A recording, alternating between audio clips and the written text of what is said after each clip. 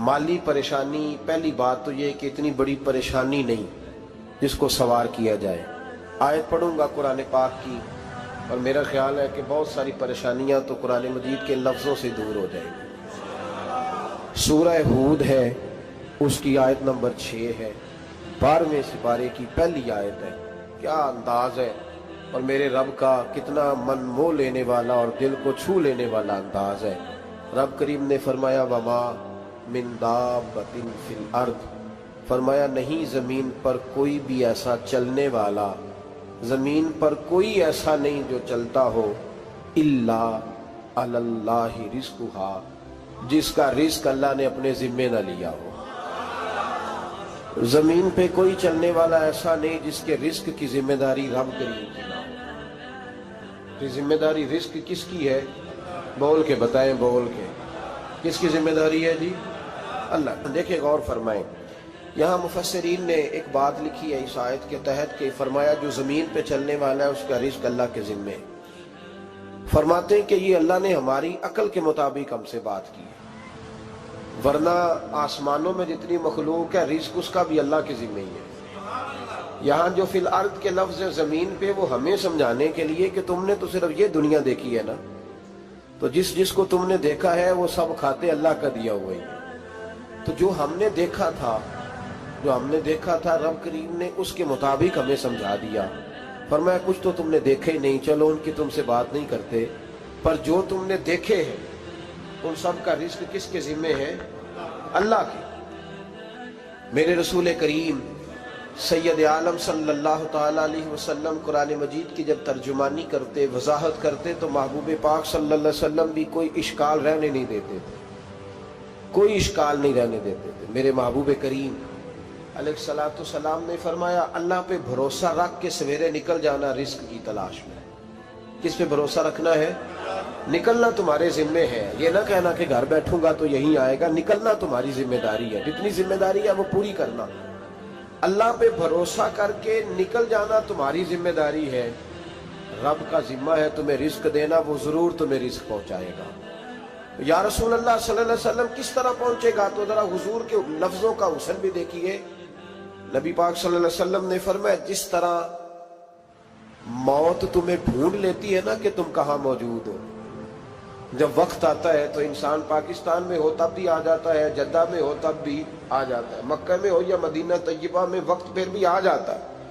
फरमाया जिस तरह मौत तुम जहां भी हो तुम तक पहुंच जाती है ना, इस तरह तुम्हारा रिस्क भी तुम जहां मौजूद होते हो अल्लाह वहां पहुंचा देता है, पहुंचा देता है। तो या रसूल अल्लाह सल्लल्लाहु अलैहि वसल्लम किस अंदाज में?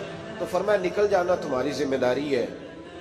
फरमाया सवेरे परिंदे भी निकल जाते हैं और शाम को जब लौटते हैं तो अल्लाह उन्हें पेट भर के रोजी अता फरमाता है।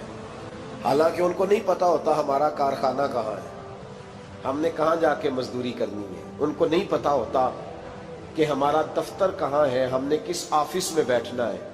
उनको नहीं पता होता कि हमने कहाँ जाके माल खरीदना है और कहाँ से हमने फिर उसको दोबारा बेचना है। उन्हें खबर नहीं होती। अल्लाह पे भरोसा करके निकल जाते हैं। निकलना तो तेरे जिम्मे है कि नहीं? फरमाया वो तू ड्यूटी कर, शाम को अल्लाह जो रब परिंदों को रोजी देता है वो तुझे भी अता फरमाएगा। मैं कहता हूं सोच कितनी कमजोर है उस आदमी की जो कहता है कैसे मिलेगा। कितनी कमजोर सोच है। जो रब बैल को रोजी देता है, बकरी को रोजी देता है, इस जमीन इस धरती पे अगर बसने वाला ऊंट भूखा नहीं सोता, चले ये तो पालतू जानवर होते हैं, इस धरती पर बसने वाली अगर बिल्ली और कुत्ता रोटी खा के सोते हैं तो तू तो अशरफुल मखलूकात है। तूने अपने ज़हन में क्या टेंशन पाल लिया है कि नहीं आएगा तो मर जाऊंगा, क्या बनेगा, किस तरह होगा? तू क्यों इतना परेशान हो गया? भाई माली परेशानी सबसे ज्यादा उस बंदे ने ओढ़ ली है जिसकी तवक्कुल की बात कमजोर हो गई है। तू सीधी तवज्जो अपने रब करीम की जानिब रख, सीधी तवज्जो अल्लाह की जानिब कर। रब फरमाता है जिम्मा तेरा नहीं, जिम्मा मेरा। लेकिन ना तनख्वाह एक आती है घर में। जब एक बच्चा होता है तो तब भी काम चलता है। जब अल्लाह 2 बच्चे दे दे फिर भी उस तनख्वाह से काम चलता है। जब 3 हो जाए फिर भी चलता है। जब 4 हो जाए, नहीं आप ना भी बोले तो बात तो सही है, बहरहाल काम फिर भी چلے اسی تنخواہ میں سے جب بندہ بڑے بیٹے کی شادی کر کے بہو بیاہ کے لے آئے تو پھر بھی کام چلتا ہے، اور جب اس بیٹے کو اللہ بچے عطا کر دے تو اسی گھر میں، اسی آنگن میں، اسی چھت کے نیچے کام چلتا ہے، تو پھر تو مان جانا کہ چلانے والا تو نہیں، چلانے والا کوئی اور ہے۔ پھر تو مان جا کے چلانے والا کوئی تو اس وقت جب تنخواہ تیری لگی تھی تو کہتا تھا ابا ابھی میری شادی نہ کر، میں بیوی کو کیسے کھلاؤں گا؟ تو وہی شخص ہے جس کی چھت کے نیچے پھر 1.5 درجن پوتے بھی پل رہے اور گزارا ان کا بھی ہو رہا ہے۔ تو رزق کا ذمہ کس کا ہے؟ اللہ کا ذمہ۔ اب ہمیں پتہ ہے پہلی بات تو پریشانی اس لیے اتار دینی چاہیے کہ ذمہ ہمارا ہے ہی نہیں۔ اب دوسری بات یہ کہ ذمہ داری کس کی ہے؟ اللہ حکیم بھی ہے اور علیم بھی ہے، حکیم بھی ہے اور جانتا بھی ہے اور اسے پتہ بھی ہے کہ دینا کس طرح ہے۔ اب ہم پتہ کیا کہتے ہیں؟ کہتے ہیں وہ جو بندہ پجاروں میں بیٹھا ہے وہاں اسے نہیں بیٹھنا چاہیے اور میرا حق تھا۔ تجھے زیادہ پتہ ہے کہ اللہ کو؟ بول کے بتانا کس کو پتہ زیادہ ہے؟ کیوں جی؟ تو آپ اصل ٹینشن پتہ کب لگتی ہے؟ جب بندے کہتے ہیں نہیں وہ پجاروں میری تھی، میرا حق تھا۔ وہ جب گزرتی ہے نا پاس سے مہران کے تو مہران والا ٹینشن بڑی لیتا ہے، حالانکہ اللہ کو زیادہ پتہ ہے کہ وہ حق۔ ایک بات اپنے ذہن میں یاد رکھ لیں، رٹ لیں کہ جو میرے لیے بہتر تھا میرے رب نے مجھے دے دیا، تو بات ختم ہو گئی۔ بس وصل اچھا ہے نہ فراق اچھا ہے، یار جس حال میں رکھے وہی حال اچھا ہے۔ بس جو میرے حق میں بہتر تھا میرے رب نے مجھے، مسئلہ یہ ہے کہ تو اس پہ راضی ہونے کو تیار نہیں۔ حضرت علی کرم اللہ تعالیٰ وجہ الکریم نے میرے نبی پاک کی ایک حدیث بیان کی ہے، اور جناب علی جب یہ حدیث بیان کیا کرتے تھے تو حضرت مجاہد فرماتے ہیں یوں لگتا تھا کہ جیسے حضرت علی ہمیں ہر پریشانی سے نکال رہے ہیں۔ مولا علی شیر خدا رضی اللہ تعالیٰ عنہ فرماتے ہیں کہ مجھے میرے نبی پاک صلی اللہ علیہ وسلم نے ایک طریقہ دیا تھا ٹینشن فری ہونے کا۔ آپ فرماتے ہیں مجھے تو بڑا راس آیا ہے، تم بھی اگر کر لو گے تو تمہیں بھی فائدہ دے گا۔ کہا وہ کیا؟ حضرت علی کہنے لگے محبوب علیہ السلام نے فرمایا تھا لوگوں تم اللہ کے دیے ہوئے تھوڑے رزق پہ راضی ہو جاؤ، وہ تمہاری تھوڑی عبادت سے تم سے راضی ہو جایا کرو گا۔ بس تم 2 نفل بھی پڑھو گے تو اللہ راضی ہو جائے گا، تم 1 رکوع بھی سویرے اٹھ کے پڑھو گے تو وہ راضی ہو جائے گا، وہ تمہارے 313 درود شریف سے راضی ہو جائے گا، تم اس کے دیے ہوئے تھوڑے رزق سے راضی ہو جاؤ۔ ٹینشن اس لیے ہوتی ہے کہ ہم راضی نہیں جو اس نے ہمیں دیا ہے۔ وہ حال میں مزید کی جو دوڑ ہے نا، حال میں مزید کی، بے قدرہ کچھ قدر نہ جاتی، کیتی خوب تسلی ہو، دنیا دار پجاری زردے، کتیاں دے گل ٹلی ہو، بک بک روشن اکھیاں تکیو ویک حویلی کلی ہو، تے کوچ نصیر اساں جد کیتی پہ جانی تھر تھلی ہو۔ تو یاد رکھیں یہ جو ہے نا مصیبت کے مال آ کیوں نہیں رہا، وہ سامنے والا پلاٹ میرے گھر کے سامنے ہے گھر کے سامنے، پر رجسٹری میرے نام کیوں نہیں؟ یہ مصیبت سانس نہیں لینے دیتی۔ موٹر سائیکل کھڑی کرتا ہے نا جب آ کے دکان سے روٹی کھانے آتا ہے، دفتر سے گھر آتا ہے، کاروبار سے آتا ہے، تو جہاں موٹر سائیکل کھڑی کرتا ہے وہ ٹینشن بڑی ہے کہ کبھی میری ہو جائے نا یہ والی جگہ، تو میں یہاں بھی بورڈ لگاؤں اپنے نام۔ اس نے مالی پریشانی پیدا کی۔ تو جس حال میں ہے، کیونکہ تو نے اپنا یہ حال خود نہیں بنایا، جس نے بنایا ہے وہ بڑا بہتر جانتا تھا کہ تو اسی حال میں اسے اچھا لگتا ہے۔ تو اسے اسی حال میں، ایک بزرگ تھے تو ان کی طبیعت بڑی علیل ہو گئی، بیمار ہو گئے، تو اللہ نے آزمائش دی تو کیڑے پڑ گئے وجود میں۔ ایک کیڑا یہاں سے کھا رہا تھا، اللہ والے بڑے راضی رہتے ہیں اس کی رضا پہ، تو کیڑا یہاں کھا رہا تھا تو نیچے گر گیا، تو بابا جی نے اٹھا کے پھر وہاں رکھ لیا، کہنے لگے جب اس نے تیری ڈیوٹی مجھے کھانے کی لگائی ہے تو میں اس بات پہ راضی ہوں، تو نیچے کیوں گرتا ہے؟ بس ٹھیک ہے کھا، جب اس نے تجھے ڈیوٹی جو تیری لگائی۔ سالبہ بن عبد الرحمن ایک صحابی تھے، سالبہ غالباً، نبی پاک صلی اللہ علیہ وسلم کی خدمت میں آئے، کہنے لگے یا رسول اللہ صلی اللہ علیہ وسلم غربت بڑی ہے، میرے لیے دعا کریں اللہ زیادہ مال دے۔ تو محبوب صلی اللہ علیہ وسلم نے فرمایا تو جس حال میں اچھا ہے وہ تیرے لیے بہتر ہے، اس میں تو ہے وہی حال تیرے لیے۔ مشکل ہے نا یہ جواب سننا۔ کہتے پیر صاحب فلان جگہ سے تویز آیا، وہاں تو وارے نے آرے ہو گئے، تو آپ کے ہاں، تو میں کہتا ہوں یہ تویز دینے والا اگر تویز دے کے امیر بناتا ہے تو پہلے خود کیوں نہیں بنتا؟ یہ خود تو 150 کا تویز بیچ رہا ہے، اپنی بیچارے کی حالت یہ ہے۔ اگر اتنا ہی تویز اس کا چلتا ہوتا تو پہلے 5 جو پجارو اس کے دروازے پہ کھڑی ہو۔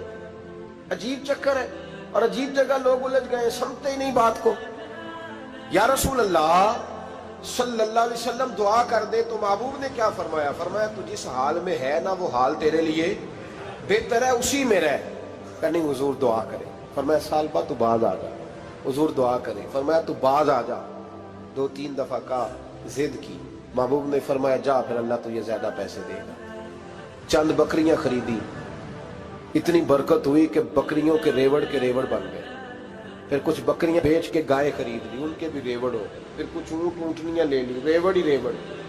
پہلے 5 وقت مسجد میں آتے تھے، اب فجر اور عشاء رہ گئی۔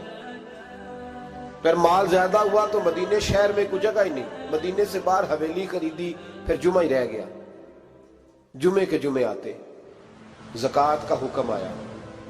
میرے نبی کریم علیہ السلام نے حضرت ابو ہریرہ کو بھیجا، فرمایا جا اسے کہہ تیری زکوٰۃ بنتی ہے 2.5%۔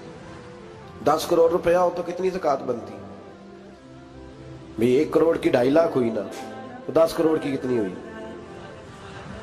تو بڑی مصیبت ہے جب بینک سے میسج آتا ہے نا کہ 25 لاکھ نکل گیا تیرے اکاؤنٹ سے، بہت بڑی مصیبت، بڑی ٹینشن ہوتی ہے۔ ایک صاحب میرے پاس آئے، ان کی زمین اچانک مہنگی ہو گئی، اچانک پہلے کچھ 15-16 لاکھ کی ایکڑ زمین تھی، پھر وہ کروڑ کی ہو گئی۔ تو میرے پاس آئے، کہنے لگے وہ 10 کروڑ روپے بنتے ہیں تو زکوٰۃ، تو میں نے کہا آپ نے کیا کیا؟ زری زمین پہ عشر آتا ہے، اس پہ زکوٰۃ نہیں آتی، تو آپ نے کیا کیا؟ کہنے لگے وہ کچھ سوسائٹی کے رول کے مطابق میں نے فائلیں وغیرہ لے لی ہیں، اب میں نا کبھی موقع آئے گا تو ان کو بیچوں گا۔ تو میں نے کہا اب تو آپ کا یہ مال ہو گیا بزنس کا، تو اب تو اس پہ زکوٰۃ آئے گی۔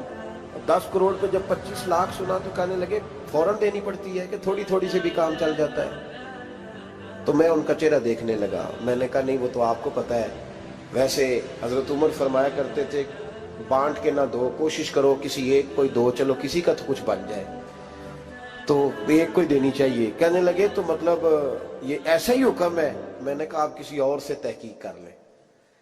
اب یہ بھائی لیتے وقت نہیں تجھے ٹینشن ہوئی کہ 15 لاکھ کا کروڑ ہو گیا، تو اس وقت کبھی تو نے کہا کہ یا اللہ، تو یہ کیسی سوچ ہے مسلمان؟ کس طرح کا اس کا؟ ہمارے ہاں جب کسی آدمی پہ حالات خراب ہوتے ہیں نا تو سب سے پہلے وہ اس طرح کرتا ہے کہ جو میں کہیں اللہ کے رستے میں دیتا ہوں پہلے اسے بند کروں۔ جس رستے تجھے آ رہا تھا پہلے تو نے وہ رستہ بلاک کیا۔ حضرت اسماء بنت ابی بکر صدیق کہتی ہیں میں حضور کو مسجد کے لیے، ادارے کے لیے، صحابہ صفہ کے لیے کچھ دے رہی تھی، تو میں نے گننا شروع کیا تو حضور مسکرانے لگے۔ حضور مسکراتے کیوں ہیں؟ تو فرمانے لگی، محبوب فرمانے لگے اسماء اللہ کے رستے میں گن گن کے نہ دیا کر، ورنہ وہ بھی تجھے گن گن کے دے گا، تو اس کے رستے میں بے حساب دے، وہ بھی تجھے بے حساب ہی عطا فرمائے۔ لیکن پہلے یہ والا پہلے دروازہ بند کرو، یہاں سے پیسے ختم ہو رہے ہیں، تو اس طرح کرنا بھائی۔ اس دفعہ سوٹ ذرا گرمیوں والے نہ خرید، لیکن جو تو اللہ کے رستے میں دے رہا ہے اسے دیتا رہے، لیکن ہم اپنا نقصان کرتے ہیں، زیادتی کرتے ہیں اپنے ساتھ۔ میں نے آپ کو پہلے بھی بتایا تھا پیار کی بولی ہے، پھر بولتا ہوں۔ ایک بڑے بڑے پیار والے دوست ہیں، ایک دفعہ مجھے کہنے لگے کہ آپ کئی دفعہ اعلان کرتے ہیں تو مجھے اچھا نہیں لگتا، اور آپ ادارہ بھی بہت زیادہ بننے والا ہے، بڑی چیزیں میں دیکھتا ہوں جو ہوں تو بڑا نظام اچھا ہو جائے، آپ دعا کریں اللہ مجھے پیسے دے تو میں بڑے سارے خرچ کروں گا اس کے رستے میں۔ تو میں نے کہا یا اللہ اسے 10 کروڑ دے، یہ 9.5 کروڑ تیرے رستے میں دے دے گا۔ تو چپ کر گیا، جس طرح آپ نہیں کر گئے سارے، چپ کر گیا وہ بھی۔ اس نے کہا جی نہیں جی انشاءاللہ کریں گے۔ تو میں کیا پلیا جی دعا پہ ہوں دیا، ابھی تو وہ آئیں گے تو تب دیکھی جائے گی، تو یہیں اڑ گیا ہے۔ یعنی 9.5 کروڑ اللہ کے رستے میں خرچ کرنے کی دعا پہ بھی آمین کوئی نہیں کہتا کہ چلو آمین ہی کہہ دیں۔ تو میں کہا تینوں تے 50 لاکھ بچتا سی پیا، لیکن تو اس سودے پہ تیار ہے۔ جب یہ سوچ ہوتی ہے، یہ غلط سوچ ہے، یہ بات تو اگر تے مسکرانے والی، لیکن یہ سوچ صحیح نہیں۔ حضرت عثمان غنی رضی اللہ تعالیٰ عنہ کہتے ہیں جس وقت نبی پاک صلی اللہ علیہ وسلم نے اعلان کیا نا جنگ کے موقع پر کہ 800 سپاہیوں کا خرچہ چاہیے، کہتے ہیں میرے پاس 600 کا تھا۔ یہاں ایک روایت میں حضور نے 1000 کا اعلان کیا تو میرے پاس 800 کا تھا۔ جب 2-3 دفعہ نبی پاک نے اعلان کیا تو کہتے ہیں میں نے کھڑے ہو کے کہا یا رسول اللہ پورا 800 میری طرف سے۔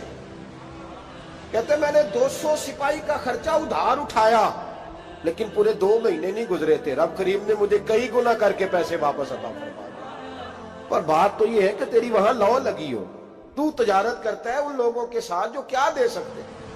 تو سالبہ کے پاس حضور نے پیغام بھیجا، پہلے تو کہا تیرے لیے بہتر نہیں مال، جب اصرار کیا تو بڑی برکت ہو گئی، بڑا آیا تو فرمایا زکوٰۃ دے، 2.5% زکوٰۃ ہے۔ جب سوچا کہ 5 اونٹوں پہ ایک بکری جائے گی اور بڑا سارا مجھے دینا پڑے گا، اب جب غور کیا تو یہ تو نہ کہا کہ میں نہیں دیتا۔ حضرت ابو ہریرہ سے کہنے لگے نبی کریم علیہ السلام کی خدمت میں عرض کرنا کہ میں خود آؤں گا۔ حضرت ابو ہریرہ نے آ کے عرض کی یا رسول اللہ صلی اللہ تعالی علیہ وسلم، حضور وہ کہتے تھے میں خود آؤں گا، تو کہتے ہیں محبوب نے ٹھنڈی سانس لی، فرمایا اسے کہا تھا کہ تیرے لیے مال بہتر نہیں، اب ہلاک ہو گیا، ہائے افسوس ہلاک ہو گیا۔ ان کو بھی تھوڑی دیر کے بعد احساس ہوا کہ یہ میں نے کیا کیا، نبی پاک کو ہی کہہ دیا نہیں ہے، حضور کو کہہ دیا بعد میں آؤں گا۔ اب دوڑے آئے، عرض کی حضور میں سارا کچھ لے کے آئے ہوں، قبول کر لیں۔ محبوب نے فرمایا گویا بلال حبشی کی خشک کھجور بھی قبول ہے، اور صہیب رومی ایک اٹی باندھ کی لائے تو وہ بھی قبول ہے، اور عمار بن یاسر اور مصعب بن عمیر اگر 2 دینار دے جائیں اور کوئی پرانا جوڑا کسی سپاہی کے لیے چھوڑ جائے تو وہ بھی قبول ہے، لیکن تو اپنا لاکھوں لے کے چلا جا، تیرا کوئی نہیں قبول، معاف کر دیں۔ فرمایا جا معاف کیا، پر پیسے لے کے نہ آنا۔ اگلے سال پھر آئے، بندے ہوئے ہاتھ ہیں، محبوبہ میں دولت کا کیا کروں گا، آگ لگانی ہے، قبول کر لیں۔ فرمایا تو لے جا، تیرا نہیں قبول، گرا جو ان کی نگاہ سے وہ سنبھل نہیں سکتا۔ حضور نے وصال ظاہری کیا تو جناب صدیق اکبر کے پاس آئے، لاکھوں کا مال، ابو بکر قبول کر لو، تو جناب صدیق اکبر کہنے لگے اس کا کر لو جس کا نبی نے نہیں کیا، چل جا کوئی نہیں چاہیے۔ حضرت عمر کے زمانے میں قحط پڑ گیا، بارشیں نہیں ہوتی، غلہ نہیں ملتا، حالات خراب ہے، مالی طور پہ بحران آ گیا، غربتیں، مجبوریاں، تکلیفیں، آ کے روئے، عمر میرا قبول کر لو، مجھے معافی تو مل گئی تھی نا۔ فرمایا معافی اپنی جگہ پہ، پر جس کا مصطفیٰ نے قبول نہیں کیا۔ بہت سارے لوگوں کو پتہ ہی نہیں کہ ان کا قبول ہی نہیں ہوا، اور وہ الجھے ہوئے، انہیں خبر ہی نہیں کہ اصل بات کیا ہے۔ فرمایا جس کا مصطفیٰ کریم نے قبول نہیں کیا، اب ہیرے اور جواہرات بھی لے کے آئے تو بھوکے مریں گے، پر اس کا قبول، اس بات پہ راضی رہو، اس حال میں اللہ نے رکھا ہوا، اس حال میں راضی رہو۔ یہ جو مصیبت ہے نا دیکھنی کہ وہ بھی میرے پاس، تمہیں کیا پتا، کبھی پوچھ تو صحیح اس سے وہ کس مصیبت کا شکار ہے، جو مالی طور پہ بڑا امیر ہے، تو اس کی طرف دیکھ کے اپنا دل برا کرتا ہے۔ بس جس حال میں رب نے رکھا ہے اس حال میں رہ۔ حضرت عثمان غنی کے زمانے میں تو وہ وصال کر گئے، لیکن بھائی تو جس حال میں تیرا رب تجھے رکھتا ہے اس حال میں رہ، تیری مالی پریشانیاں ختم ہو جائیں۔ میں نے پہلے بھی شاید آپ کو ایک دفعہ کہا تھا، میں تعلیم سے فارغ ہوا تو میرے ایک استاد اور میرے کچھ دوست کہنے لگے افریقہ آ جائیں آپ، بھائی بہت بڑا ادارہ ہے، اس کو چلائیں، اس کو سنبھالیں۔ میری والدہ سے میں نے کہا، اس طبیعت ہوتی ہے نا انسان کی، میرا بھی دل لگ گیا۔ میری اماں پڑھی نہیں تھی لیکن اللہ نے دانائی بڑی عطا فرمائی تھی، حکمت بڑی تھی، سیانی بڑی تھی۔ تو میں نے کہا اماں جی وہ مجھے ساؤتھ افریقہ کی دعوت ہو رہی ہے تو آپ کیا کہتی ہیں؟ تو اٹھ کے میرے پاس آ گئی اور مجھے انہوں نے اپنے بازوؤں میں لے لیا، پھر میرا ماتھا چوما، کہنے لگی پتر میں تے وال بھی نہ پوٹ کے دیوا کسی نے، ہم نے دولت کا کیا کرنا، تو اللہ کا نام لے کے کہیں بیٹھ جا، رب کریم رون کے لگا دے گا، خیر ہو جائے۔ تو میرے بھائی یاد رکھیں ان چیزوں سے تھوڑا سا دیکھیں نا، قناعت کریں، جو اللہ نے دیا اس پہ راضی ہو جائے، اللہ بڑا مہربان ہے، وہ آسانیاں کر دیا کرتا ہے۔ تو یاد رکھیں میرے رسول کریم علیہ السلام نے ایک تو ہمیں درس یہ دیا ہے کہ تو سمجھ جا، قرآن نے ہمیں بتایا ہے کہ روزی تیری ذمہ داری نہیں، روزی کس کی ذمہ داری ہے؟ اللہ کی۔ اور دوسری بات یہ کہ جو اللہ نے تمہیں دیا ہے اس پہ تو راضی ہو جا، تیری مالی پریشانیاں ختم ہو جائیں۔ اور پھر حضور صلی اللہ علیہ وسلم نے فرمایا مذہبی طور پر جب دیکھو تو آگے دیکھو، اور دنیاوی طور پر جب دیکھو تو پیچھے دیکھو، پریشانی ختم ہوگی۔ مذہبی طور پر جب دیکھو، جو 5 نمازیں پڑھتا ہے وہ تہجد پڑھنے والے کو دیکھے، اور جو تہجد پڑھتا ہے وہ اشراق چاشت پڑھنے والے کو دیکھے، اور جو بندہ اشراق اور چاشت پڑھتا ہے پھر اس کو دیکھے جو سارا دن مصطفیٰ پہ درود پڑھتا ہے۔ اوپر اوپر دیکھے کہ میں نے اور نیک ہونا ہے اور نیک، اور جب مالی معاملہ ہے تو پھر نیچے دیکھ. اگر تو بیٹھا نا پجاروں پہ تو پھر ٹوڈی والے پہ نظر کر اس کا کیا حال ہے، اور اگر تو وہاں بیٹھا ہے تو دیکھ مہران والا بھی تو گاڑی چلا ہی رہا ہے نا، اور اگر تو وہاں ہے تو موٹر سائیکل والا دیکھ، اور تو وہاں ہے تو پھر سائیکل والے پہ نظر، اور اگر تو سائیکل والا ہے تو پیدل والے کو دیکھ، اگر تو کرائے کے مکان میں رہتا تو پھر جھونپڑی والے کو دیکھ، اور اگر تو جھونپڑی میں رہتا ہے تو پھر بھی پریشان نہ ہونا. کچھ ایسے بھی ہیں جنہیں جھونپڑی بھی نصیب نہیں، جو سڑک پہ لیٹے ہوئے. اور اگر تو تندرست ہے نا تو کبھی جا کے ہسپتال میں دیکھ حال کیا ہے، لوگ کس حال میں. تو ہم شکر نہیں ادا کرتے، اس کا نقصان کیا ہوتا ہے، نعمتیں چلی جاتی ہیں. اللہ فرماتے ہیں لَئِن شَكَرْتُمْ لَأَزِيدَنَّكُمْ، تو شکر ادا کر میں نعمتوں میں اضافہ کر دوں.